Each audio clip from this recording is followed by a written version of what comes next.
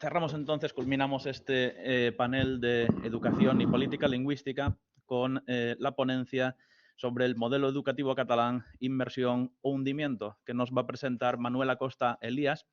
Manuel es doctor en Filología Hispánica y licenciado en Geografía e Historia, nivel superior de catalán. Es profesor de Historia, Castellano y Catalán en un colegio concertado de Barcelona y en la actualidad Manuel está en excedencia por su desempeño de cargo público, concretamente como diputado del Grupo Vox del Parlamento de Cataluña. Manuel, cuando quieras. Muy bien, muchas gracias. Y la presentación es Modelo. esta. Muy bien.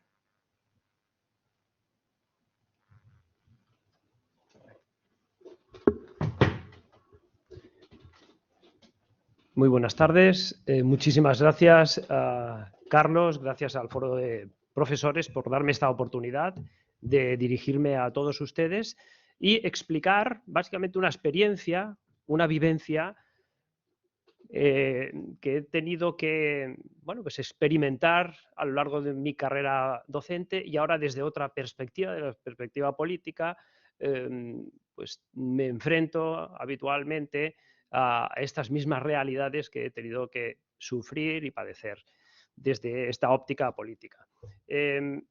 Esta presentación es muy breve, no haré referencia a ella todavía. Son simplemente dos imágenes que presentan un itinerario histórico de cómo hemos llegado en Cataluña a la situación de monolingüismo, de imposición del monolingüismo en catalán en la escuela catalana. Quiero aprovechar para agradecer a Antonio Gimeno y también a Escuela de Todos, que me han proporcionado las líneas directrices para elaborar esta línea en el tiempo, este itinerario, y que lo comentaré en un momento determinado de esta exposición. En primer lugar, quisiera decirles, máxima debetur puero reverencia. Esto lo escribió Juvenal, un poeta latino del siglo I, en unos versos, en un verso hexámetro de su sátira 14. Lo digo porque, y quiero hacer mención a esta sentencia clásica, porque cuando denunciamos las anomalías que existen en el mundo educativo y concretamente en Cataluña, en la escuela catalana, denunciamos anomalías de tipo ético, moral, pedagógica, metodológica. A veces nos olvidamos de que el sujeto de la educación, el protagonista último y principal, es el niño. No podemos perder de vista que el niño es el sujeto de la educación. Juvenal utilizaba esta sátira para denunciar la corrupción y todos los desmanes que existían en la sociedad romana de su época, que como bien saben ustedes sucumbió en el año 476. Y como buen clásico que es Juvenal, su sentencia, su denuncia, nos interpela hoy todavía, es actual. Denunciaba concretamente, a través de la sentencia que he pronunciado, que los padres y también los gobernantes son responsables, con su ejemplo, de que los niños sigan el camino de la virtud o del vicio. Bien, en el caso de Cataluña, pero podemos hacerlo extensivo a toda España, en la educación en Cataluña, los padres en general pues, han tenido que delegar su responsabilidad educativa a los colegios, que en el caso, vuelvo a repetir, de Cataluña, siguen las instrucciones férreamente que impone la Generalitat. Y estas instrucciones, en definitiva, fomentan, como bien han comentado aquí los ponentes que me han precedido, fomentan la falta de esfuerzo y de exigencia, la mediocridad académica, ¿te has referido a esto, Francisco?, el relativismo moral y el adoctrinamiento ideológico y político. Hay que tener en cuenta que como decía Juvenal, los responsables políticos, los gobernantes, tienen mucho que ver con su ejemplo en determinar a los niños a seguir la virtud o el vicio. ¿Qué podemos entender cuando resulta que Cataluña es la región más corrupta de toda España, según indica el último informe cuadrienal del Instituto de Calidad de Gobierno de la Universidad de Gotemburgo, que está avalado por la Comisión Europea? Esto es lo que nos encontramos, evidentemente, como consecuencia. Bien, yo me voy a centrar concretamente en el adoctrinamiento separatista que se sufre en la escuela desde hace ya muchísimos años en Cataluña y que impone un monolingüismo en catalán y, dicho de otro modo, que persigue la erradicación absoluta del español en la escuela. Y para eso voy a trazar dos líneas. No quiero cansarles porque a estas horas pues uno ya está pensando en cómo saciar, digamos, que el apetito que tenemos todos. Entonces, yo lo que quiero hacer es en dos líneas comentarles este itinerario que ahora seguiremos así muy sucintamente, este itinerario histórico, para demostrar que realmente hemos llegado a una situación de monolingüismo y de erradicación del español en la escuela catalana. Y por otro lado, también haré un somero panorama actual de cómo nos encontramos en la escuela catalana hoy en día. Empezaremos entonces con este itinerario histórico. En 1978 se promulga la Constitución y ya se incorpora el catalán como una asignatura en la educación infantil y primaria. Pero llega el año 1979, se promulga el Estatuto de Autonomía en Cataluña y en 1980 se configura el primer gobierno de Pujol, se produce el traspaso de competencias y a partir de aquí ya se empieza a presionar para que la enseñanza sea exclusivamente en catalán. En 1981, como una reacción a esta tendencia impositiva, se firma el manifiesto, por todos conocidos, de los 2.300 profesores, el manifiesto de 2.300, que exigen que cada profesor pueda impartir sus enseñanzas en la lengua que considere oportuno. En este contexto, hasta 14.000 profesores abandonan Cataluña. Hasta 14.000 profesores llegan a abandonar Cataluña para seguir con su docencia en otras partes de España. En 1983 nos encontramos con la Ley de Normalización Lingüística, que precisamente es fomentada por Marta Mata, diputada, pedagoga, diputada del PSC, que le dice a Pujol: no tengas ningún problema, es necesario imponer una inmersión lingüística 100%, porque esto será un buen trampolín, por decirlo de alguna manera, para los castellanohablantes. Entre el curso 83-84 se hace un experimento de esta política de inmersión lingüística en 19 centros de Santa Coloma de Gramenet, que como es una población en donde la mayoría de habitantes son castellanoparlantes, pues quieren hacer este experimento. En 1990 ya son 700 escuelas que han asumido este proyecto de inmersión lingüística. Sobre la inmersión lingüística, me permiten ustedes una pequeña aclaración.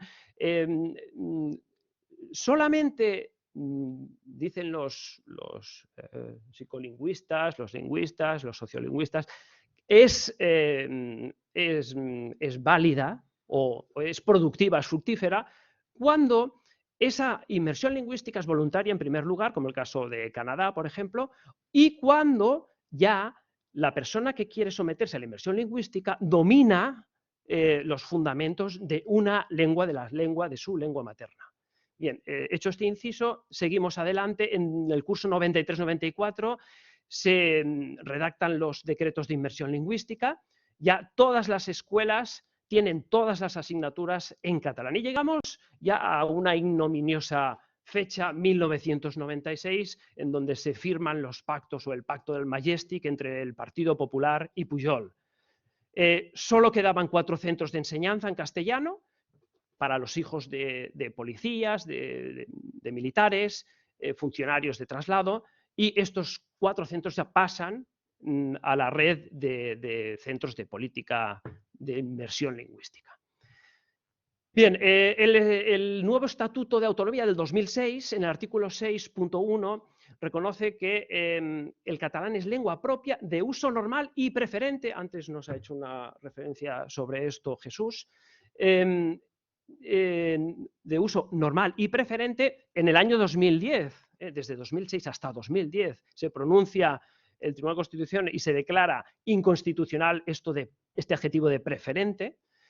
Y en el año 2009 se promulga la Ley de Educación de Cataluña, en donde, siguiendo el ejemplo ya del Estatuto, el artículo 11 reconoce que la única lengua propia y normal es catalán. Es el catalán, por cierto, normal. Ojo con esta denominación, es decir, que el español es anormal, se entiende, ¿no? Por sustitución. Bien, hasta aquí esta primera parte del itinerario. De todos modos, en esta segunda fotografía, esta segunda diapositiva, podemos atisbar un poco de luz al final del túnel y un poco de esperanza, o bastante esperanza, y por eso he titulado esta segunda fotografía como el camino hacia la recuperación de la libertad. En el año 2010, el 16 de diciembre concretamente, el Tribunal Superior de Justicia de Cataluña da la razón a Severo Bueno, abogado del Estado, que había denunciado que sus hijos no podían estudiar en castellano, en español, en Cataluña. Y reconoce el Tribunal Superior de Justicia de Cataluña que el 25% de enseñanzas en la educación se ha de realizar en español. La Generalitat protestó y finalmente el Tribunal Supremo el 23 de noviembre... No, me he saltado algunas cosas, vamos a seguir un poco este itinerario, aunque con eso consuma algunos minutos. En el año 2019 es importante reconocer asociaciones como Asociación por la Escuela Bilingüe, estudia 2.214 planes lingüísticos de centros públicos catalanes y descubre que el 95% de esos proyectos lingüísticos solo contemplan el catalán solo como lengua vehicular.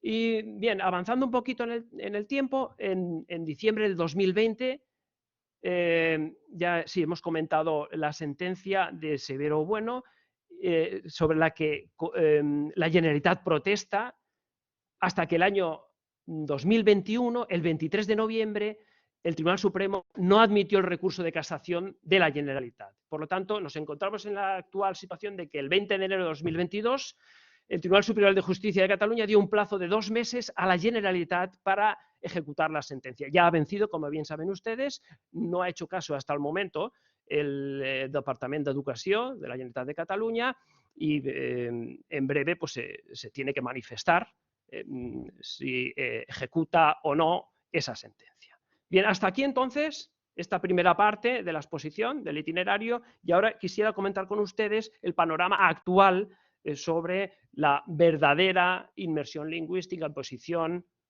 lingüística que sufrimos en Cataluña. Cataluña, como bien saben todos ustedes, es una región bilingüe en la que conviven de forma ya secular el castellano o el español y el catalán como lenguas oficiales. Más recientemente con la denominación de lenguas oficiales. Concretamente, el 55,1% de los catalanes tiene el castellano como lengua materna. No obstante, la Generalitat ha declinado esa misión que tiene, conforme a la Constitución y al Estatuto de Autonomía, de fomentar y defender la lengua castellana. Y nos encontramos en una situación verdaderamente anómala de diglosia del castellano. Se arrincona el castellano a usos secundarios, como puede ser a niveles de la oralidad o de la vida familiar. Es una lengua, el castellano o español, en Cataluña verdaderamente minorizada en el sentido de estar proscrita por parte de la política o de la administración. Tras la reciente sentencia del Tribunal Superior de Justicia de Cataluña que obliga a la Generalitat a que los colegios impartan enseñanzas en español como mínimo en un porcentaje de un 25%, el separatismo en Cataluña ha ido preparando el terreno, ha ido calentando motores para incumplir esta sentencia. Algunos los conocen ustedes, antes han comentado el Pacto Nacional por la Llengua, en el que se ha suscrito también el PSC, y lo ha hecho también utilizando cuatro falacias que son las siguientes, y con esto acabaré. En primer lugar, dicen los señores separatistas que los resultados de las competencias básicas, es decir, una prueba de nivel que se pasa al final del ciclo de secundaria, en cuarto de la ESO, esos resultados son similares en catalán que en castellano. Un 79% de los alumnos de cuarto de ESO tienen un dominio medio alto del catalán y del castellano. Esta es la primera falacia. Segunda, está asegurado el dominio del catalán y del castellano a final del ciclo también superior de bachillerato. Tercera falsedad. Es necesario imponer el catalán ante el retroceso del uso social de esta lengua. Cuarta anomalía o cuarta falacia. Existe un clima de total normalidad y convivencia en la escuela catalana igual que en la sociedad catalana. Bien, estas cuatro falacias son fáciles de refutar, de rebatir. En primer lugar, en el caso de las competencias básicas de cuarto de ESO, brevemente, la estructura de esa prueba le confiere un 60% de la nota a una comprensión lectora que se contesta respondiendo a un test de 25 preguntas con 4 posibilidades de respuesta. A modo de ejemplo, yo a mis alumnos de primero de la ESO en castellano y en catalán, impartía las dos asignaturas, les pasaba estas pruebas de cuarto y las hacían con total facilidad, las superaban con una nota de notable, primero de la ESO, una prueba para alumnos de cuarto. Bien, el resto, el 40% de la nota la da una expresión escrita que penaliza mínimamente el error, No hay preguntas sobre análisis sintácticos, gramaticales, morfológicos, no hay preguntas sobre literatura, por lo tanto es lógico que más o menos cualquier alumno pues, obtenga un 7 o un 8 de nota. Bien, esto en primer lugar. En segundo lugar, la prueba de selectividad, lo han comentado aquí, Francisco ya lo ha comentado, la prueba de selectividad en general de castellano es de menor exigencia que en la del resto de España. Y si podemos hacer la comparativa, me refiero al modelo que existe en Castilla y León, por ejemplo, donde sacan los mejores resultados, por cierto. Pues bien, hay muchísima menor exigencia en la prueba de castellano. Y por otro lado, ¿cómo podemos decir que existe un notable conocimiento de la lengua castellana en Cataluña si no hay una prueba homologable igual en toda España? ¿Dónde está la comparación? Lo que sí que podemos contar, y que contamos de hecho, es con los resultados de las pruebas PISA, que en Cataluña desde el año 2015 ha ido descendiendo en un 9,7% de media el rendimiento de los alumnos en matemáticas, en ciencias y en comprensión lectora. Eso es la realidad homologable en el caso de Cataluña. Finalmente, nos quedan dos falacias que refutar y con esto acabo. Constantemente se nos dice desde Cataluña que el modelo de escuela catalana es un modelo de éxito. Lo habrán escuchado ustedes, los que somos catalanes, vamos, hasta en la sopa nos lo intentan colar, ¿no? Pero bueno, a través de los medios de comunicación general también. Es un modelo de éxito. ¿Cómo puede ser un modelo de éxito si resulta que, según las mismas fuentes de la Generalitat, el uso del catalán ha retrocedido? Hay una incongruencia existencial, por decirlo de alguna manera. Bien, entonces, esto es fácil de refutar. Vamos a ver. Los señores de Generalitat siempre hacen referencia a un estudio de la UNESCO que dice que con un menor uso social de una lengua de un 30%, esa lengua está en riesgo de desaparición. ¿Dónde está la maldad? La maldad es que la UNESCO dice que el grupo etnolingüístico es el marco de referencia. Es decir, que el grupo de personas que tiene como referencia la lengua materna es la referencia. Por lo tanto, no son 7,6 millones de habitantes que somos, que conformamos Cataluña. No, no, son los 2 millones de catalanes que tienen como lengua materna el catalán. Y por lo tanto, esos 2 millones, ese grupo de referencia etnolingüístico, tienen el uso social del catalán en un 100% de seguridad, por lo tanto no está en riesgo. No sé si me he explicado bien, pero en cualquier caso ahí está la maldad de esa argumentación. Finalmente, vivimos en un ambiente de convivencia fantástica, sin ningún tipo de disfunción, no hay problemas en la escuela catalana, nos lo hemos inventado nosotros, ¿no? La falta de libertad. Bueno, pues bien, yo me remito al caso de Canet, la familia de Canet, que ustedes conocerán también, ¿verdad? Que ha precipitado quizás toda la situación esta de intentar salir del desamparo en el que nos encontramos.